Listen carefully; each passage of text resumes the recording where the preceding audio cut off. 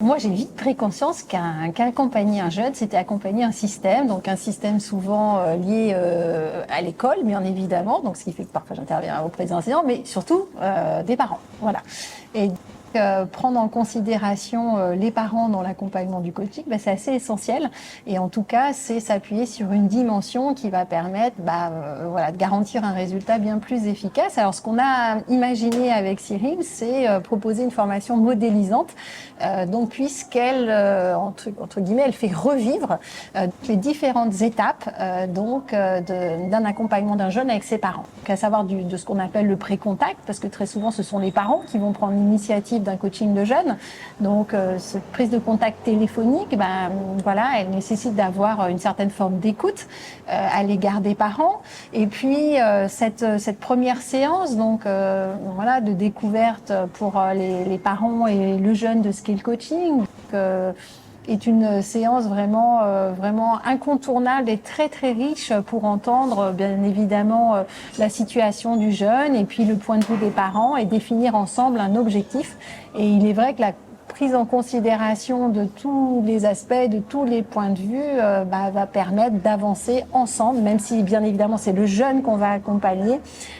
Ça permet d'avoir cette alliance avec également les parents et de garantir le cheminement du jeune. Et puis même si parfois bien sûr, donc on va accompagner le jeune et que les parents ne vont pas être là pendant l'accompagnement.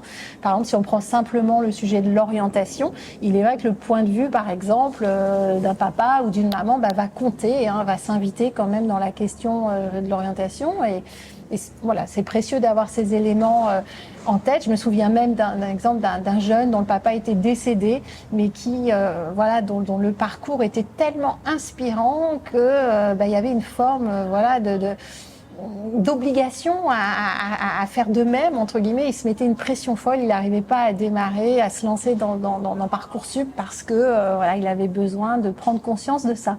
Et donc ça a été, si j'avais pas tenu compte de la présence de son papa qui n'était plus là physiquement, mais dans son cœur, on serait passé à côté de la chose. Voilà. Et puis, un coaching, c'est un cheminement sur une courte période, passer le témoin, un petit peu comme en athlétisme aux parents lors d'une séance de bilan. C'est aussi la garantie de témoigner du chemin du jeune lors du coaching et puis de partager ensemble les prochaines étapes en faisant des parents aussi des parents soutenants. En les accompagnant sur les prochaines étapes. C'est vraiment très précieux pour la qualité et la réussite du coaching. Voilà. Donc, c'est ce qu'on a essayé de proposer sur ces 2 jours, une prise de conscience de l'importance de la relation parentale dans ce système, dans cette gestion de la tripartie, et aussi une découverte des différentes étapes au fil des séances avec les parents. Voilà. Et puis on aborde aussi tous les pièges qui peuvent y avoir. Oui, bien sûr, voilà. Les parents qui sont séparés, il y en a qu'un qu'on voit, et puis l'autre il débarque tout d'un coup. Oui. Aujourd'hui, c'est pas évident d'être parent, effectivement, et le sujet, on va dire, de l'accompagnement de son jeune suscite un grand nombre d'émotions.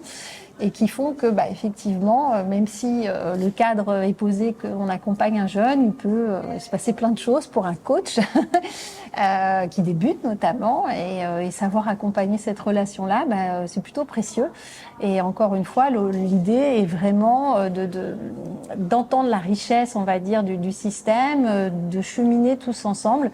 Et puis, encore une fois, puisqu'on est au service, bien sûr, de la réussite et de l'épanouissement du jeune, d'avancer ensemble et faire en sorte que les parents continuent ce travail main dans la main avec nous.